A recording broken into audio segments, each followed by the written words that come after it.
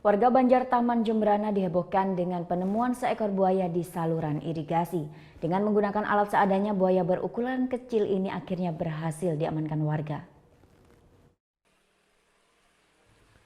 Warga Banjar Taman Dusun Batu Agung Jembrana Rabu malam dikagetkan dengan adanya buaya di saluran irigasi Banjar Taman.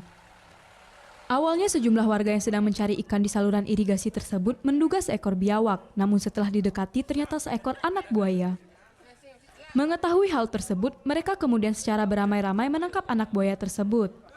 Meskipun anak buaya tersebut melakukan perlawanan, warga akhirnya berhasil menangkap menggunakan jaring dan peralatan seadanya. Anak buaya tersebut akhirnya dibawa ke Balai Banjar Taman dan rencananya akan diserahkan ke BKSDA Jembrana.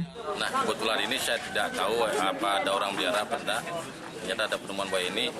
Nanti saya serahkan pada instansi yang terkait yang memang berwenang untuk melihara pada buaya ini. Artinya di SDA itulah.